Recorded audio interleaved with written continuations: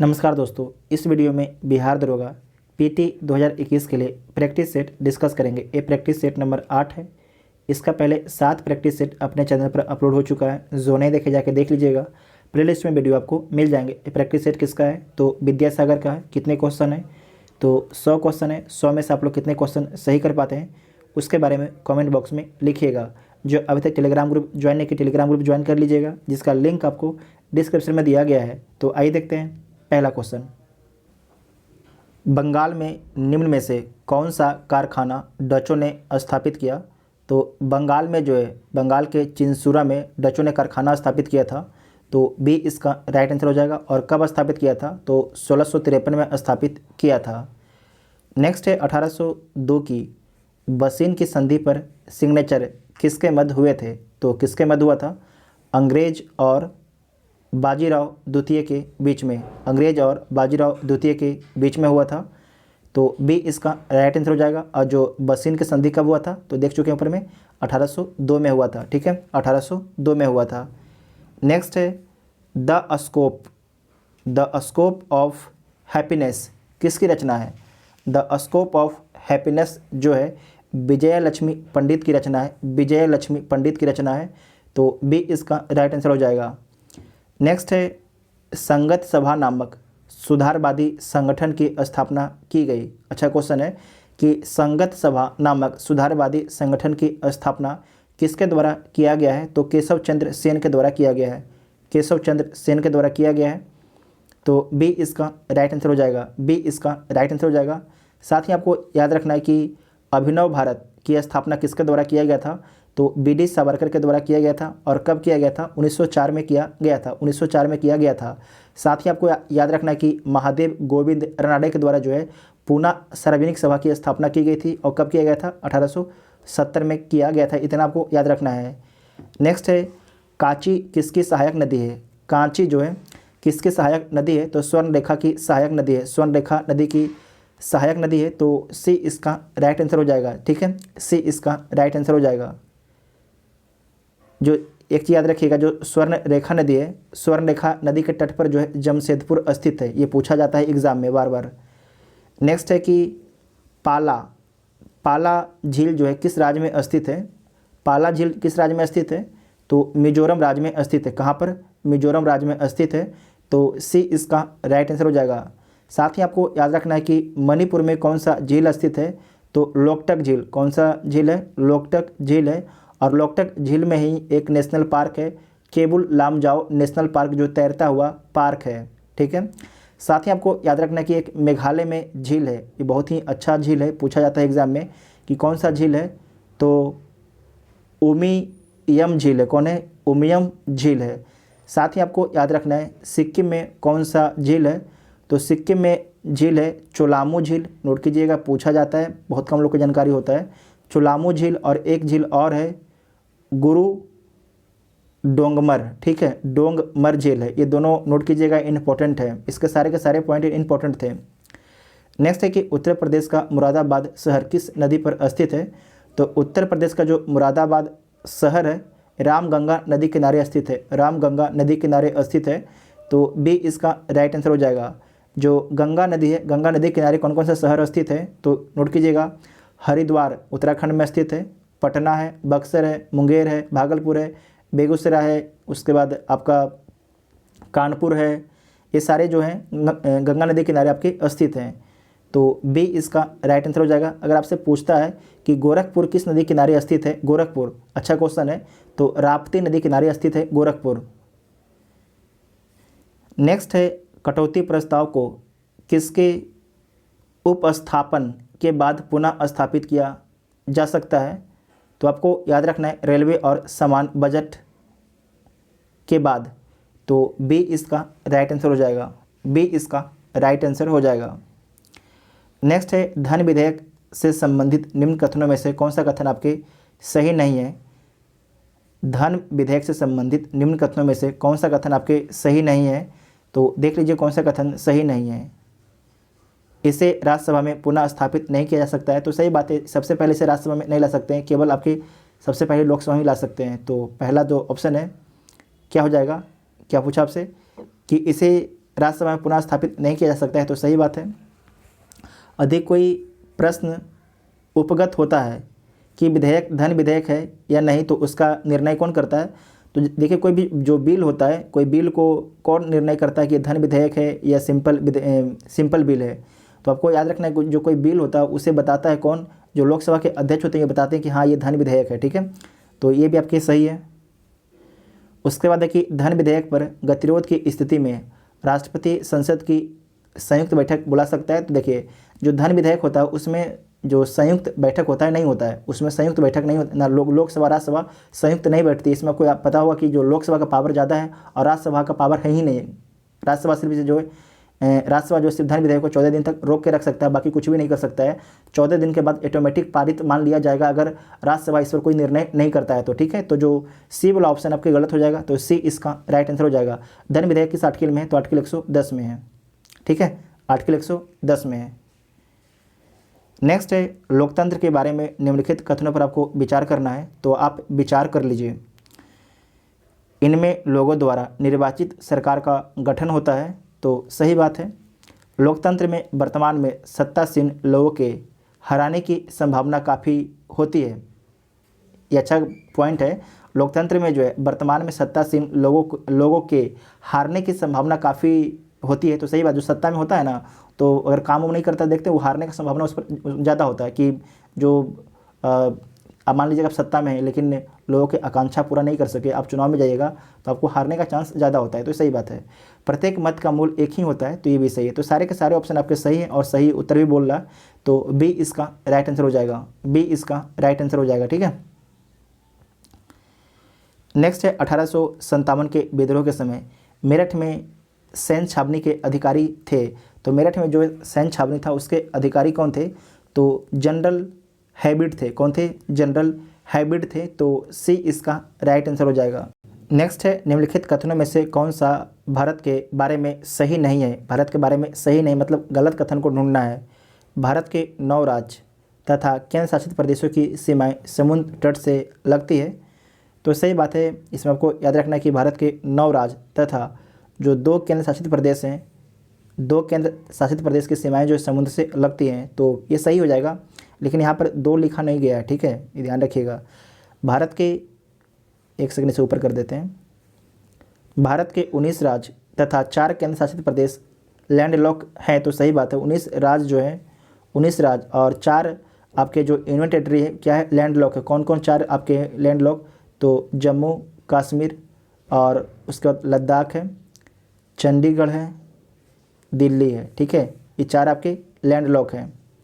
उसके बाद है दमन और दीप, ठीक है, जो दमन यहाँ पर लिख देते हैं हम, दमन एंड दीप एवं नागरा हवेली, ये आपके एक हो गया।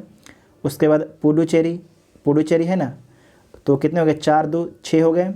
और एक है आपके लक्षद्वीप है, और एक आपके है अंडमान निकोबार है, तो टोटल 8 हो गए। तो यहाँ पर देखिए, जो आपके 2 जो है केंद्र शासित प्रदेश, जो दमन और दीप नागर हवेली दोनों एक ही हैं, और पांडुचेरी, ये दोनों आपके, इन दोनों की सीमा जो है समुद्र से लगती है। तो यहाँ पर क्या है कि 4 लैंडलॉक कंट्री है, 4 जो लैंडलॉक आपके जो यूनियन टेरिटरी है कि नहीं, तो ये भी ऑप्शन जो है सही हो जाएगा। उसके बाद है कि भारत की स्थल सीमा जो है 7 देशों के साथ लगती है, तो सही बात है। आप यहाँ से देखते जाइए, पाकिस्तान हो गया ना, उसके बाद अफ़गानिस्तान से लगता है, उसके बाद चाइना के साथ में लगता है, उसके बाद नेपाल के साथ में लगता है ना, यहाँ पर नेपाल के साथ में। उसके बाद आइए यहाँ पर, तो ये आपके क्या है? भूटान है। भूटान के साइड में आइए तो म्यांमार हो जाएगा ना, म्यांमार के बगल में आइएगा आप तो हो जाएगा आपके बांग्लादेश। कितना कंट्री हो गया? 1 2 3 4 हो गया। उसके बाद 5 6 7, तो ये भी ऑप्शन आपकी सही है। भारत के 16 राज्य तथा 2 केंद्र शासित प्रदेशों की सीमाएँ देशों से मिलती है, तो सही बात है। आपके 16 राज्य और 2 केंद्र शासित प्रदेश मतलब कि जम्मू कश्मीर और लद्दाख की सीमाएं जो है, ये दोनों आपके इंटरनेशनल बाउंड्री से साझा करती है। तो सारे के सारे ऑप्शन इसमें हमको सही लग रहा है। एक बार आप लोग भी इसे चेक कीजिएगा, ठीक है, इसे आप लोग भी चेक कीजिएगा। नेक्स्ट है, निम्नलिखित में से कौन सा विकल्प आपके सही सम्मिलित नहीं है? इसमें से कौन सा जो विकल्प है सही सम्मिलित नहीं है? तो देख लीजिए, एक साइड आपके जनजातीय विद्रोह है और एक साइड आपके नेतृत्वकर्ता के बारे में दिया गया है। खांड विद्रोह, जो खांड विद्रोह है उसका नेतृत्वकर्ता कौन है, तो चक्र बिसोई है, तो ये सही बात है। जो कोल विद्रोह है, कोल विद्रोह का नेतृत्वकर्ता कौन है, तो यहाँ पर लिखा है सिद्धो एवं कान्हू। तो यहाँ पर आपको याद रखना है, ये गलत है। जो कोल विद्रोह है इसके नेतृत्वकर्ता कौन थे, तो बुद्धो भगत थे। कौन थे, बुद्धो भगत थे। ठीक है, भगत। तो आपके जो बी वाला ऑप्शन है गलत हो जाएगा। उलगुलान विद्रोह, इसके नेतृत्वकर्ता बिरसा मुंडा है, तो सही बात है। खासी विद्रोह, इसके जो नेतृत्वकर्ता थे इसका तीरथ सिंह थे, तो ये सही है। तो इसमें गलत कौन हो जाएगा, केवल आपके बी जो ऑप्शन है गलत हो जाएगा। ठीक है, बी जो ऑप्शन है ये गलत हो जाएगा, तो बी इसका राइट आंसर हो जाएगा। नेक्स्ट है संविधान के निर्वाचन के बारे में विधि के सारवान प्रश्न से संबंधित बात पर विचार करने के लिए उच्चतम न्यायालय के न्यायाधीशों की संख्या कम से कम कितनी होनी चाहिए। तो देखिए कम से कम तो 5 जज होना चाहिए। जो 5 जज अगर बैठेंगे तो इसे क्या बोला जाएगा, इसे संवैधानिक पीठ बोला जाएगा। इसे नोट कीजिएगा, संवैधानिक पीठ इसे बोला जाता है। आपसे पूछा भी जाता है कि संवैधानिक पीठ में जो है कितने जज होते हैं मिनिमम, तो मिनिमम 5 जज होते हैं संवैधानिक पीठ में। ठीक है, तो ए इसका राइट आंसर हो जाएगा। नेक्स्ट है राजनीतिक लोकतंत्र तब तक अस्थायी नहीं बन सकता है जब तक कि उसके मूल में सामाजिक लोकतंत्र नहीं हो।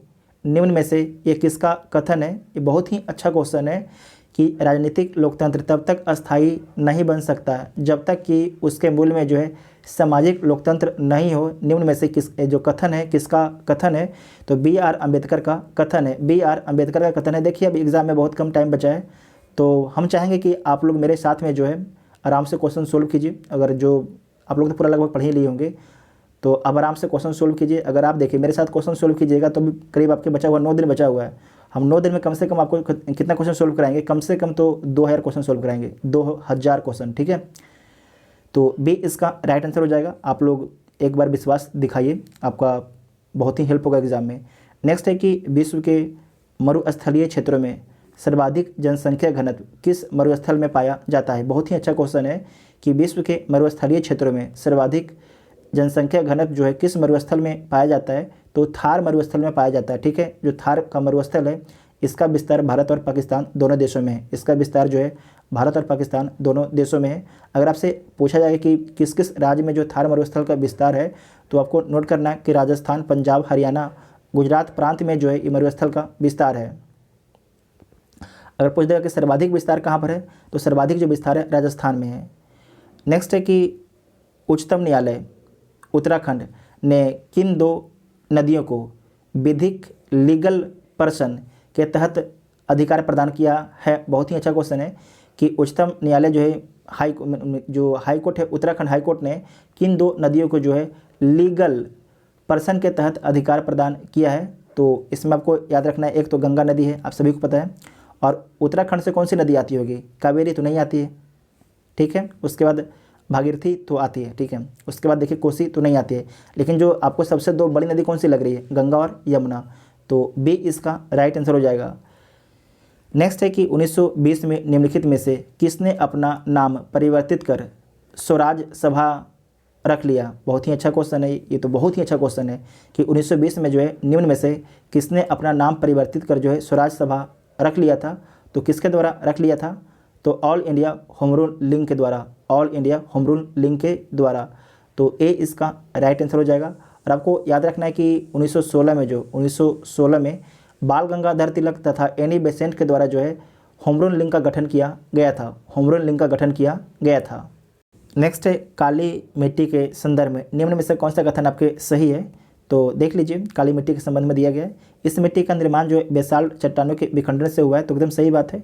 यह मिट्टी कपास की खेती हेतु विख्यात परंतु यह मृदा जो है गन्ने की खेती हेतु अनुकूल है। तो सही बात है। इस मिट्टी को काली कपासी मिट्टी या रेगुर मिट्टी के नाम से जाना जाता है। तो एकदम सही, सारे के सारे ऑप्शन सही हैं। तो डी इसका राइट आंसर हो जाएगा। जो काली मिट्टी है इसे स्वतः जुताई वाली मृदा के नाम से भी जाना जाता है, काली मिट्टी को। साथ ही आपको याद रखना है कि जो काली मिट्टी है इसका अधिकतर विस्तार जो है कहाँ पर है, महाराष्ट्र राज्य में है। जो दक्कन ट्रैप है उसी के आसपास इसका ज़्यादातर विस्तार है। इतना आपको याद रखना है। ठीक है, इतना आपको याद रखना है। नेक्स्ट है कि निम्न में से कौन सा कथन आपके असत्य है, इसमें से कौन सा कथन जो है गलत दिया गया है, तो देख लीजिए कौन सा कथन आपके गलत है। विषुवत रेखा के समानांतर, विषुवत रेखा के समानांतर खींची गई क्षैतिज रेखा अक्षांश रेखा कहलाती है। तो जो आपके ईस्ट से वेस्ट की ओर रेखा खींची गई क्या है, अक्षांश रेखा है, तो एकदम सही बात है। और जो बीच वाला होता है 0 डिग्री क्या होता है, विषुवत रेखा होता है। दो अक्षांश रेखाओं के बीच की दूरी को कटिबंध या जोन कहा जाता है, तो एकदम सही बात है। ठीक है, 102 जो दो अक्षांश के बीच की दूरी होती है इसे क्या बोला जाता है, इसे बोला जाता है कटिबंध या जोन बोला जाता है। दो अक्षांशों की दूरी लगभग 111 किलोमीटर होता है, तो सही बात है 111 किलोमीटर होता है, तो ये भी सही है। उसके बाद है कि अक्षांश रेखाओं की कुल संख्या कितना है, 360 है, गलत बात है, 360 नहीं है, कितना है 179 है, कितना है 179 है, 179 है। ठीक है, 179 है। तो इसमें आपको याद रखना है कि 90 इधर है, 90 इधर है। ठीक है, और ये आपके 1 है, तो 180 + 1 181 हो जाता है। ठीक है, 181 हो जाता है। और जो आपके यहाँ पर जो है 1 को 2 बार जोड़ा गया है, तो 181 - 2, तो 179 हो जाएगा, 179 हो जाएगा। तो डी इसका राइट आंसर हो जाएगा। ठीक है, डी गलत हो जाएगा। नेक्स्ट है कि किस वेद को यूनेस्को ने विश्व मानव धरोहर के साहित्य में शामिल किया है, तो ऋग्वेद को शामिल किया है, ऋग्वेद को, तो ए इसका राइट आंसर हो जाएगा। नेक्स्ट है राष्ट्रपति के महाभियोग प्रक्रिया निम्न में से कौन भाग नहीं ले सकते हैं। अच्छा क्वेश्चन है कि राष्ट्रपति के महाभियोग प्रक्रिया में निम्न में से जो है कौन भाग नहीं ले सकते हैं, तो देख लीजिए लोकसभा के मनोनीत जो सदस्य होते हैं भाग ले सबसे पहले समझिए कि जो राष्ट्रपति का चुनाव होता है उसमें लोकसभा, राज्यसभा और विधानसभा के ओनली फॉर निर्वाचित मेंबर आपके वोटिंग करते हैं। ठीक है, जबकि महाभियोग में जो है हम बता देते हैं यहाँ पर लोकसभा, राज्यसभा के निर्वाचित और मनोनीत दोनों मेंबर आपके वोटिंग करते हैं, जबकि जो विधानसभा के जो सदस्य होते हैं जिन्होंने चुनाव में भाग तो लिया था लेकिन महाभियोग में भाग नहीं लेते हैं। ठीक है, क्योंकि जो महाभियोग की प्रक्रिया कहाँ पर चलती है, संसद में चलती है, तो संसद में जाके वोटिंग कैसे कर सकते हैं, विधायक कर सकता है, नहीं कर सकता है, तो गलत होगा। तो देख लीजिए लोकसभा के मनोनीत सदस्य, तो सही बात है। राज्यसभा के मनोनीत सदस्य, ये भी सही है। उसके बाद है कि दोनों सदनों के मनोनीत सदस्य, ये भी सही है। इनमें से कोई नहीं, दोनों, तो इनमें से कोई नहीं, तो डी इसका राइट आंसर हो जाएगा। ठीक है, डी इसका राइट आंसर हो जाएगा। नेक्स्ट है कि सर्वोच्च न्यायालय का न्यायाधीश बनने हेतु निम्नलिखित कौन सा अर्हता होना आवश्यक है, तो इसमें से अगर सर्वोच्च न्यायालय का मुख्य न्यायाधीश, सर्वोच्च न्यायालय का मुख्य न्यायाधीश बनने कोई बनना चाह रहा है, तो उसके लिए क्या उसको एलिजिबिलिटी मतलब कि क्या क्राइटेरिया होना चाहिए, मतलब कि क्या उसको बनने के लिए अर्हता होना चाहिए, तो देख लीजिए क्या अर्हता होना चाहिए। तो उसकी जो अर्हता होनी चाहिए, एक अथवा अधिक उच्च न्यायालयों में लगातार कम से कम जो है 5 वर्षों तक न्यायाधीश रहा हो, कम से कम जो है 5 वर्षों तक न्यायाधीश रहा हो, तो सही बात है, रहा हो।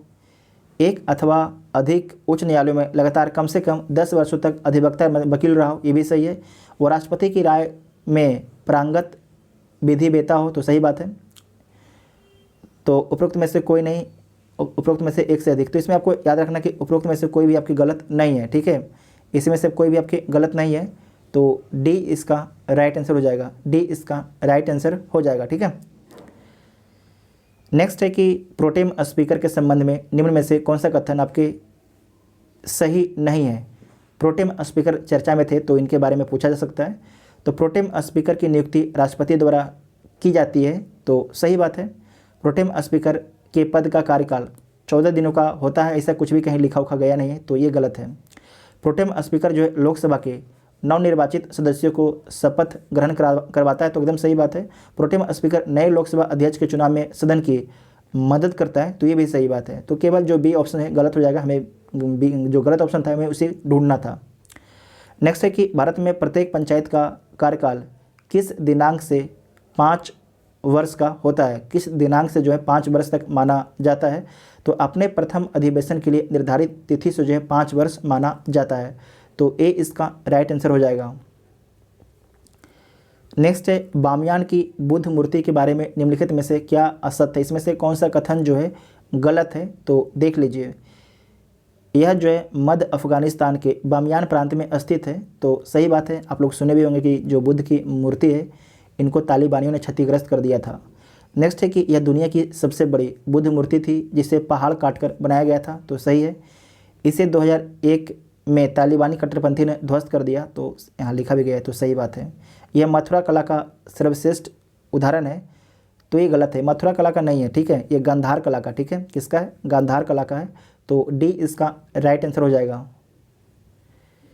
नेक्स्ट है बदामी के चालुक्यों का पराजित कर बतापी कांड की उपाधि धारण करने वाला शासक नरसिंह वर्मन प्रथम का संबंध किस वंश से, तो किस वंश से, तो पल्लव वंश से इसका संबंध है, पल्लव वंश से, तो बी इसका राइट आंसर हो जाएगा। नेक्स्ट है कि वह राष्ट्र का प्रतिनिधित्व करता है परंतु राष्ट्र का नेतृत्व नहीं करता है, यह युक्ति निम्न में से किस पर लागू होता है, तो किस पर लागू होता है, राष्ट्रपति पर लागू होता है। बहुत ही अच्छा स्टेटमेंट है, इसे दोबारा पढ़िए कि वह जो है राष्ट्रपति का प्रतिनिधित्व करता है, ध्यान से सुनिएगा, वह राष्ट्र का जो है प्रतिनिधित्व करता है परंतु राष्ट्र का नेतृत्व नहीं करता है।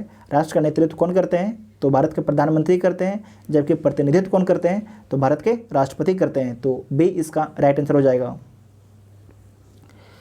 नेक्स्ट है निम्नलिखित में किस शासक को सल्तनत युग का अकबर कहा जाता है, तो सल्तनत युग का अकबर किसे बोला जाता है, तो फिरोज शाह तुगलक को बोला जाता है। किसे बोला जाता है, फिरोज शाह तुगलक को बोला जाता है, तो सी इसका राइट आंसर हो जाएगा। क्यों बोला जाता है, इनकी कल्याणकारी योजनाओं के कारण इनको बोला जाता है।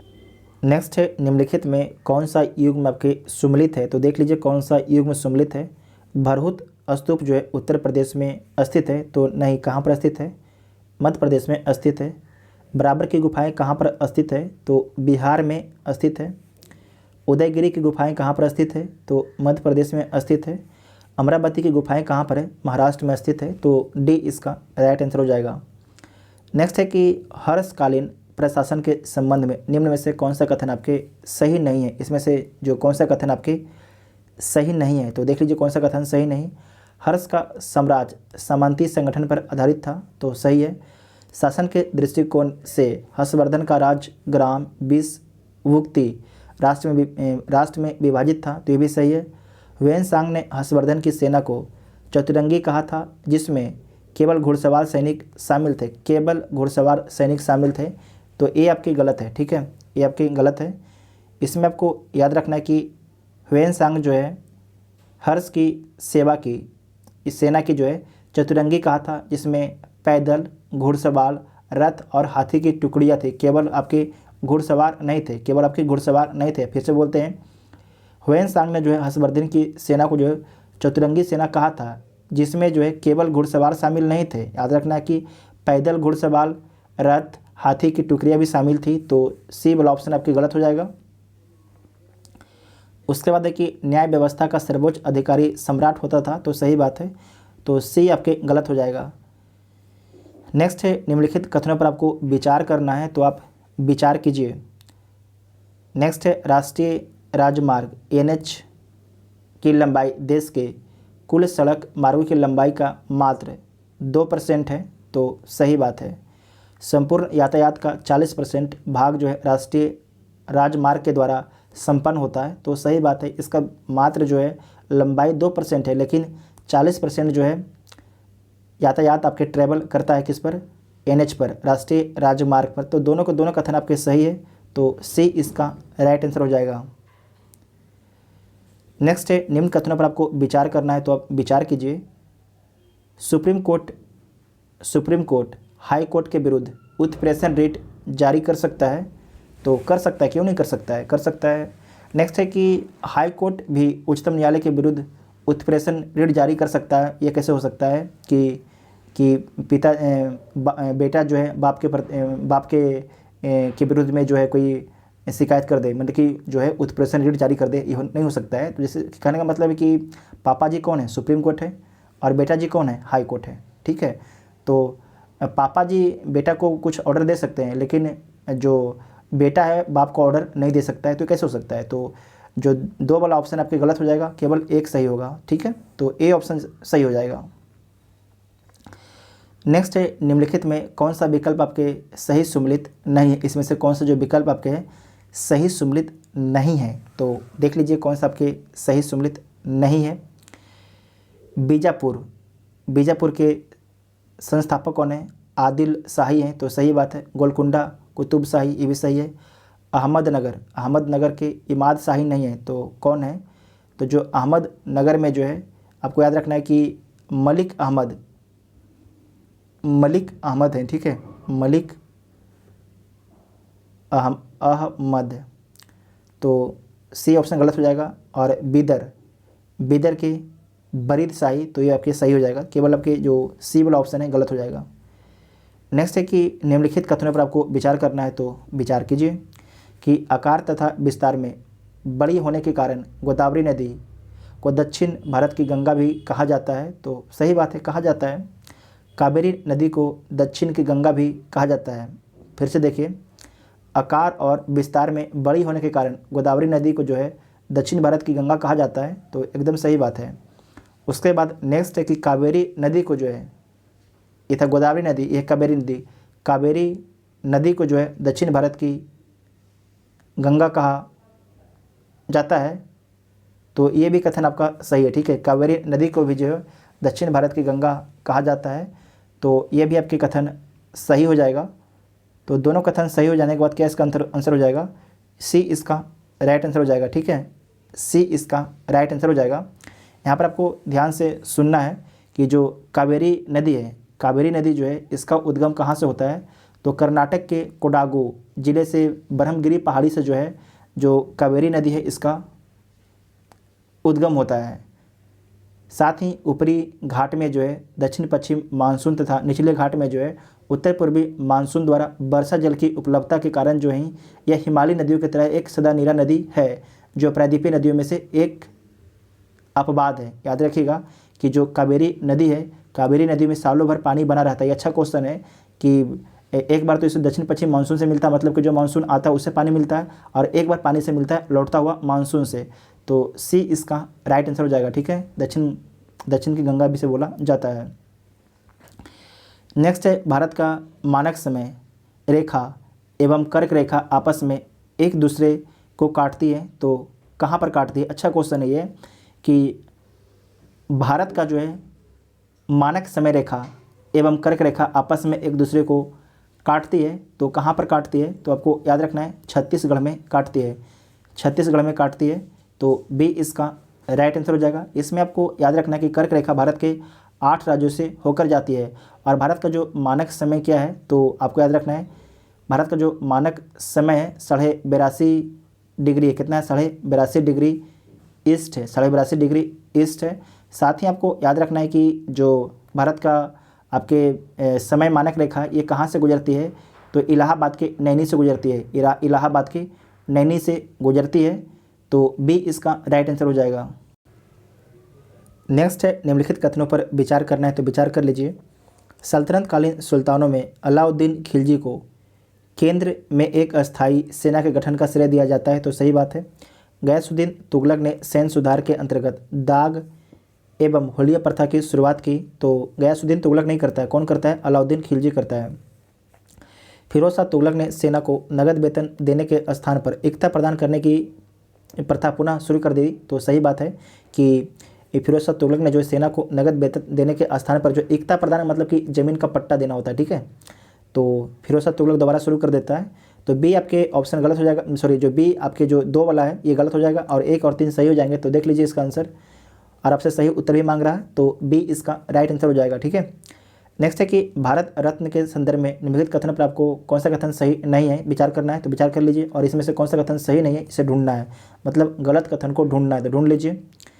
यह भारत का सर्वोच्च नागरिक सम्मान है जिसका स्थापना 1954 में किया गया था, तो सही बात है। एक वर्ष में अधिकतम 4 लोगों को यह पुरस्कार प्रदान किया जा सकता है, एक वर्ष में जो है अधिकतम 4 लोगों को यह पुरस्कार प्रदान किया जा सकता है, तो 4 लोग नहीं होने चाहिए, कितने लोग होने चाहिए? 3 लोग, ठीक है, यहाँ पर 3 लोग होने चाहिए, तो बी वाला ऑप्शन गलत हो जाएगा। उसके बाद है कि अब तक 2 विदेशी नागरिक को भारत रत्न अलंकरण से सम्मानित किया गया है, और कौन कौन व्यक्ति हैं? एक का नाम क्या है? एक का नाम है खान अब्दुल गफ्फार खान, इनको कब दिया गया था? 1987 में दिया गया था। और दूसरे का नाम क्या है? नेल्सन मंडेला, इनको कब दिया गया था? 1990 में दिया गया था। उसके बाद है कि इस सम्मान को नाम के साथ पदवी के रूप में प्रयोग नहीं किया जा सकता है, तो सही बात है, नहीं किया जा सकता है। इन्हें कोई आगे में लिख देगा कि भारत रत्न सचिन तेंदुलकर, ऐसा नहीं लिख सकते हैं, ठीक है। तो ये आपके सही है, तो इसका उत्तर क्या हो जाएगा, बी आपके गलत है, ठीक है, 3 लोग, तो बी इसका राइट आंसर हो जाएगा।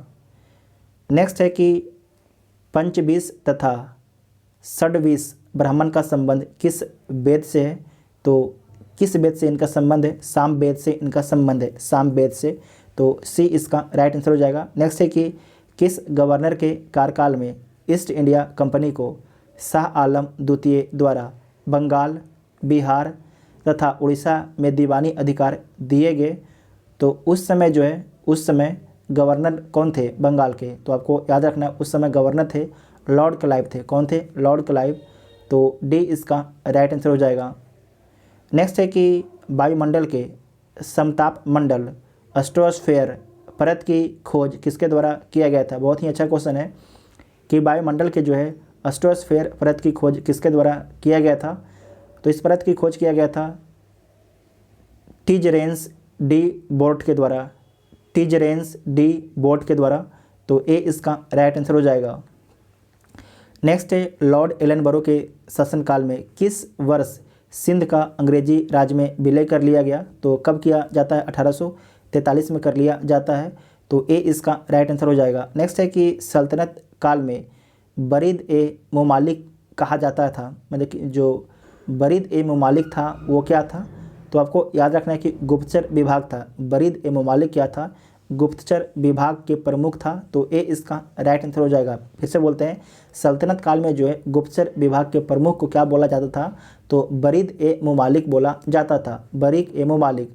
साथ ही आपको याद रखना है कि सल्तनत काल में जो है राजस्व विभाग को जो है दीवान ए मुस्तखराज कहा जाता था, दीवान ए मुस्तखराज बोला जाता था राजस्व विभाग को। इसे नोट कीजिएगा, बहुत ही इंपॉर्टेंट क्वेश्चन है। साथ ही सैन्य विभाग को क्या बोला जाता था, सैन्य विभाग को बोला जाता था दीवान ए अर्ज बोला जाता था, दीवान ए अर्ज बोला जाता था, ठीक है, दीवान ए अर्ज बोला जाता था सैन्य विभाग को।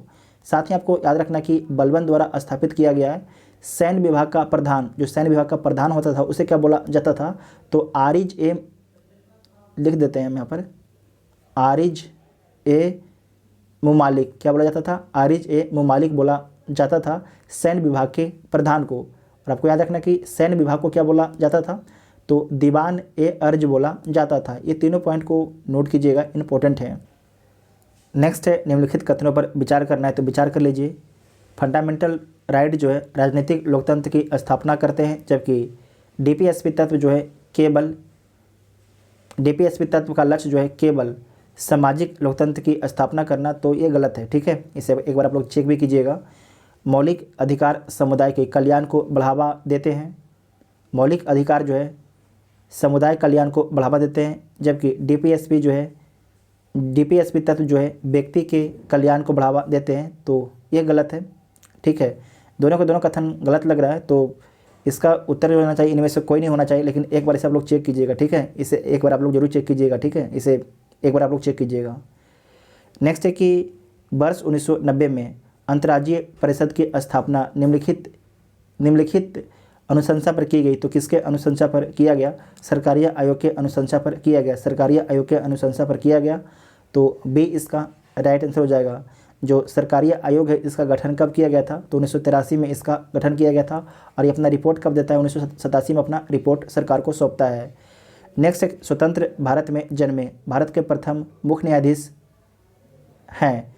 अच्छा क्वेश्चन है कि स्वतंत्र भारत में जन्मे भारत के प्रथम मुख्य न्यायाधीश कौन है, उनका नाम क्या है, तो उनका नाम है सरोज हिमी कपाड़िया। क्या नाम है, सरोज हिमी कपाड़िया उनका नाम है, तो सी इसका राइट आंसर हो जाएगा।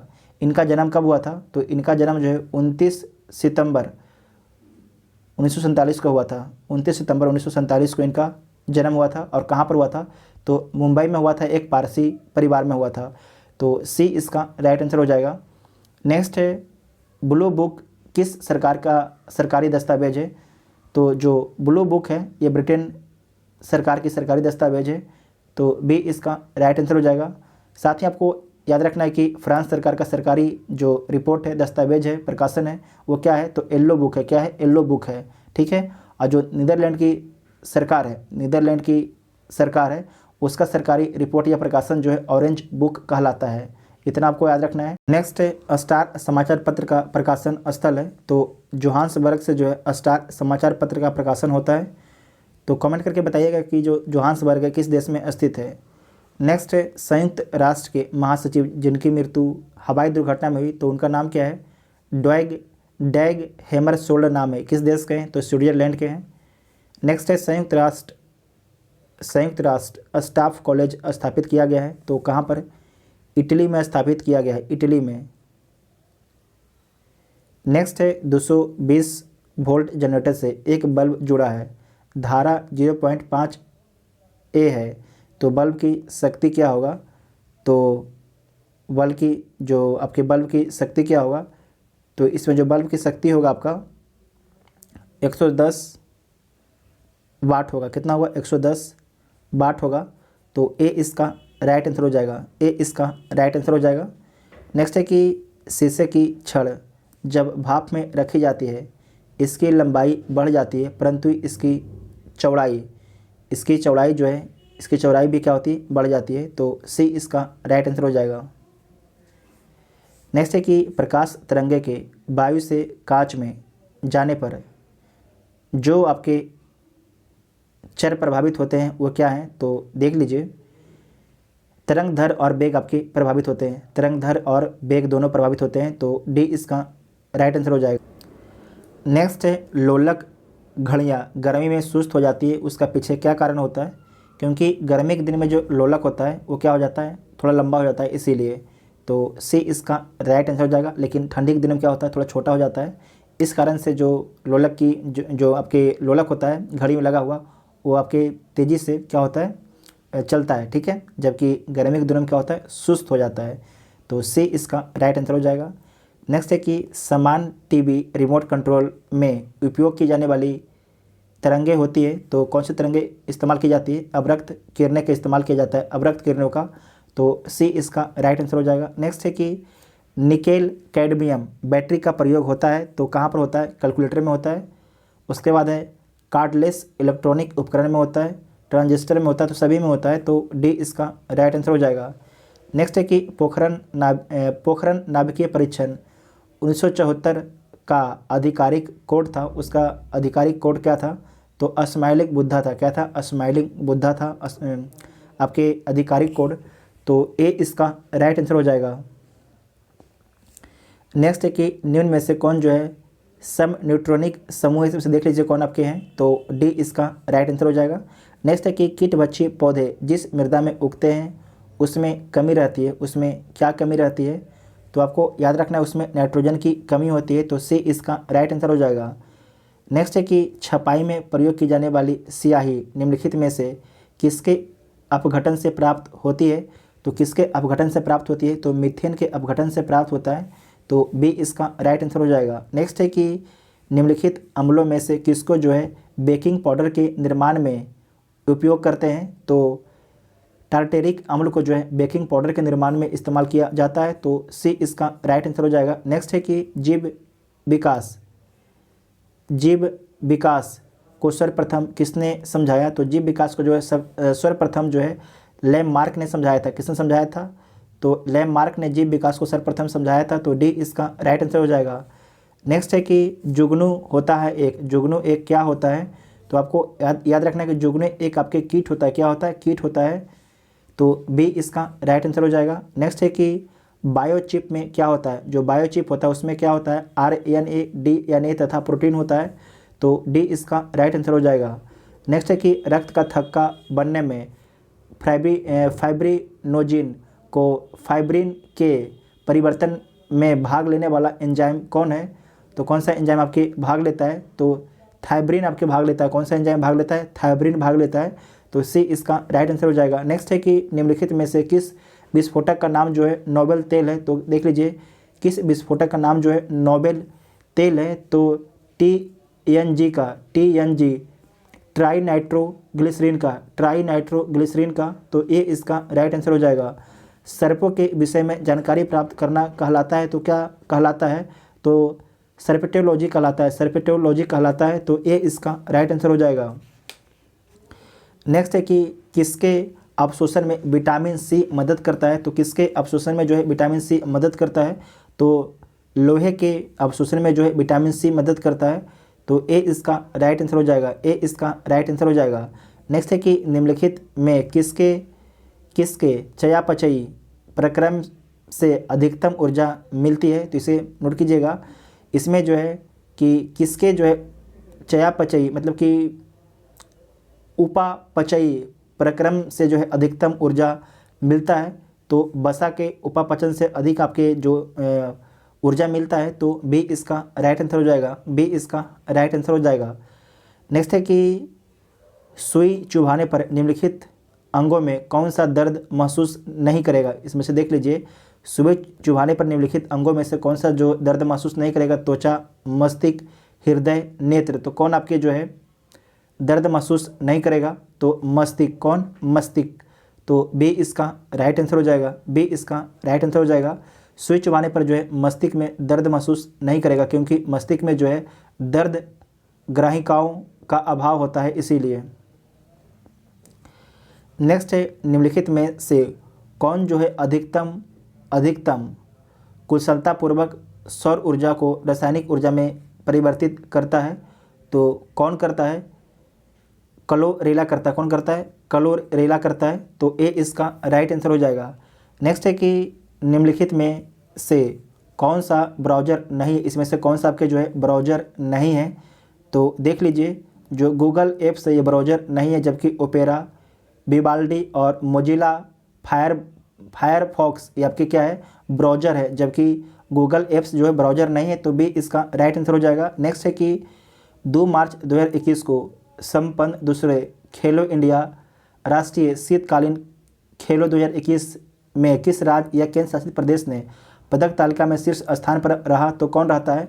जम्मू कश्मीर रहता है। कौन रहता है? जम्मू कश्मीर रहता है, तो सी इसका राइट आंसर हो जाएगा। और इसका आयोजन कहाँ पर किया गया था? तो जम्मू कश्मीर के गुलमर्ग में इसका आयोजन किया गया था। नेक्स्ट है फरवरी 2021 में किसी एक देश के लिए तीसरे फॉर्मेट में सबसे अधिक रन बनाने वाले विश्व के पहले बल्लेबाज कौन बने हैं, उनका नाम क्या है? तो उनका नाम है तमीम इकबाल। क्या नाम है? तमीम इकबाल, तो डी इसका राइट आंसर हो जाएगा। जो तमीम इकबाल हैं किस देश के खिलाड़ी हैं? तो बांग्लादेश के खिलाड़ी हैं। नेक्स्ट है कि 28 जुलाई 2021 को किसे भारत बिल पेमेंट सिस्टम के नए मुख्य कार्यकारी अधिकारी सीईओ नियुक्त किया गया है? तो निपुर चतुर्वेदी को नियुक्त किया गया है, निपुर चतुर्वेदी को नियुक्त किया गया है, तो ए इसका राइट आंसर हो जाएगा।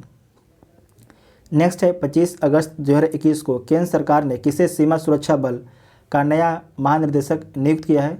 तो किसे नियुक्त किया है? पंकज कुमार सिंह को नियुक्त किया है, पंकज कुमार सिंह को नियुक्त किया है सीमा सुरक्षा बल का नया महानिर्देशक, तो ए इसका राइट आंसर हो जाएगा।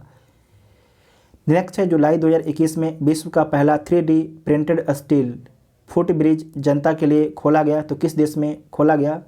तो एम्स्टर्डम में खोला गया। कहाँ पर? एम्स्टर्डम में खोला गया है, और एम्स्टर्डम इस शहर का नाम है। और किस देश में खोला गया?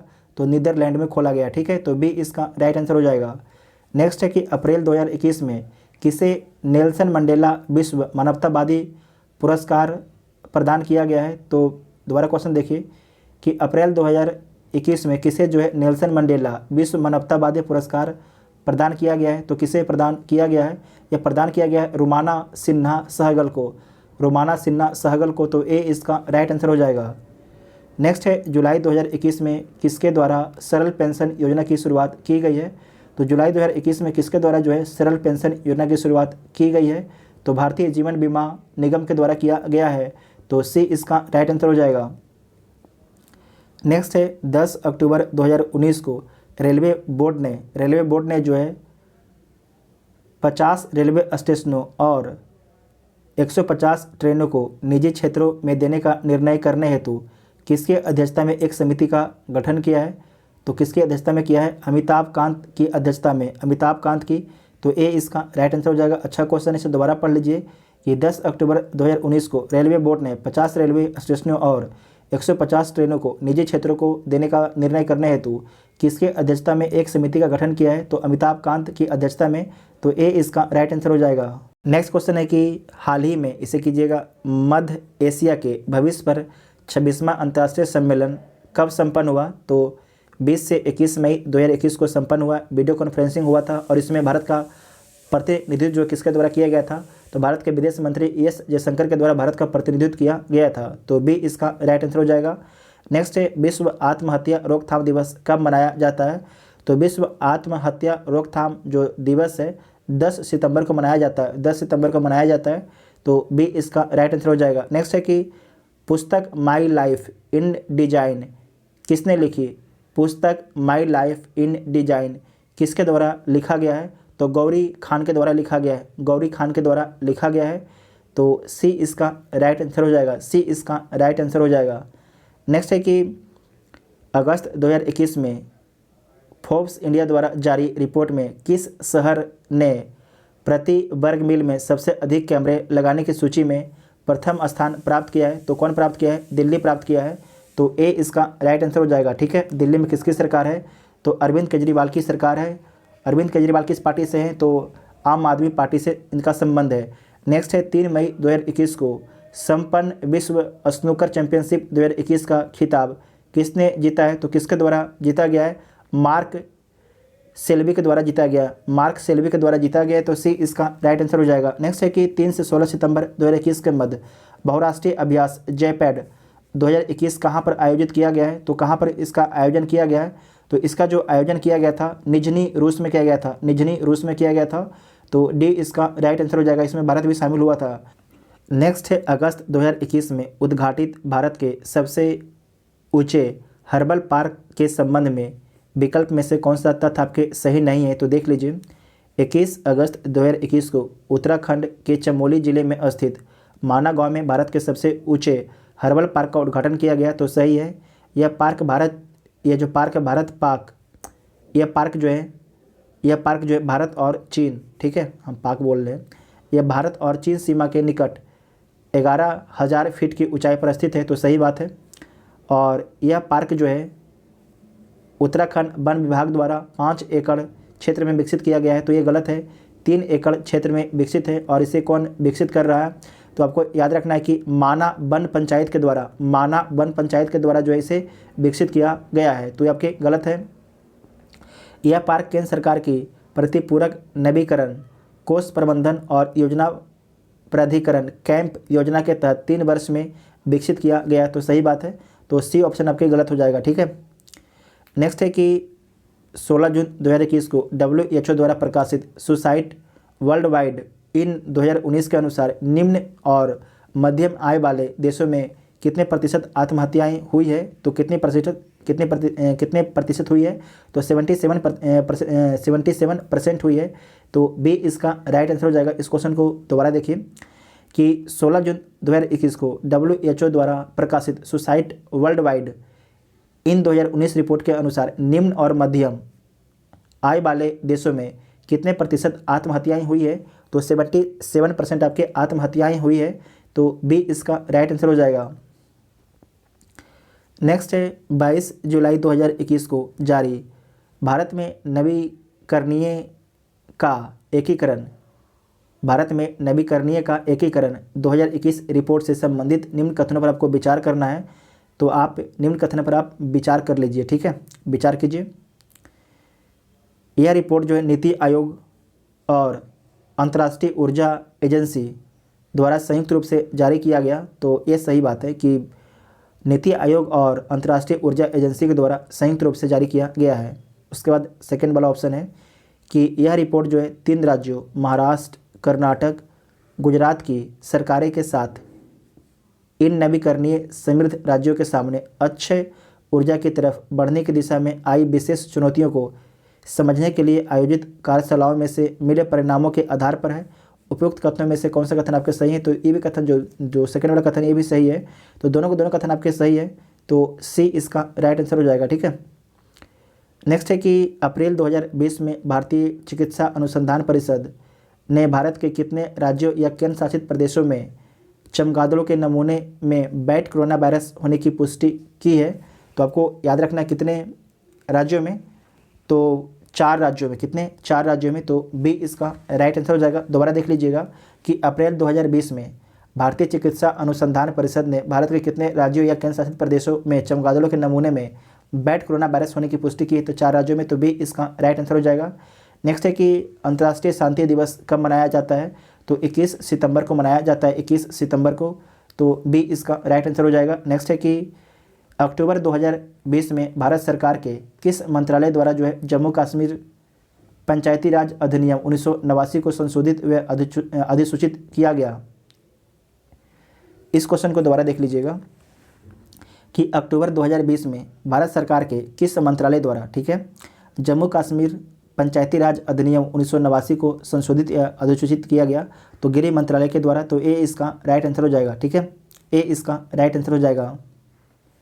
नेक्स्ट है कि फिलिप्स वक्र किनके मध्य संबंध को व्यक्त करता है? तो किसके मध्य संबंध को व्यक्त करता है? तो ये व्यक्त करता है आपका महंगाई एवं अदृश्य बेरोजगारी को। ठीक है, महंगाई एवं अदृश्य बेरोजगारी को, मतलब मुद्रास्फीति एवं अदृश्य बेरोजगारी को, तो सी इसका राइट आंसर हो जाएगा। नेक्स्ट है कि निम्नलिखित युगों में से कौन सा आपका जो है एक सही सुमेलित नहीं है?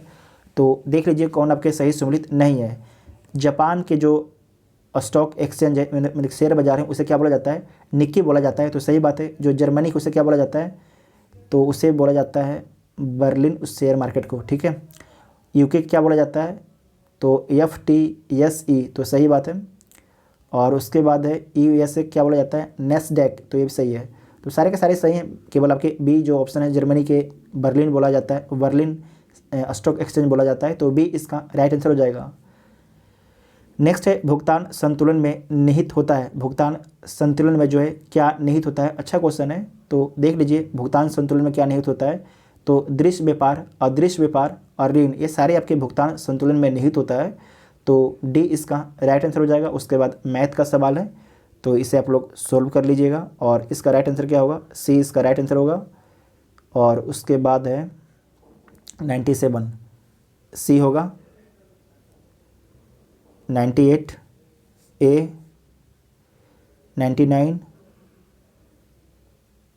का ए, 100 का भी ए होगा। तो 100 में से कितना क्वेश्चन आप लोग सही कर पाएँ उसके बारे में कमेंट बॉक्स में लिखिएगा। देखिए इसका जो क्वेश्चन का लेवल है बाकिब में बहुत अच्छा है, बाकिब में बहुत ही अच्छा लेवल है। जो BPSC की तैयारी कर रहे हैं उनका लेवल का है। तो बिहार दरोगा में आपसे क्वेश्चन तो बनेगा ही बनेगा, कोई दिक्कत उसमें कोई डाउट ही नहीं आपको आएगा। ठीक है, तो टेंशन मत लीजिएगा, आपका सारे सेट को कंप्लीट करा दिया जाएगा। आज से जो वीडियो का रफ्तार है अपने चैनल पर बहुत ही ज़्यादा बढ़ जाएगा। ठीक है, तो थैंक यू।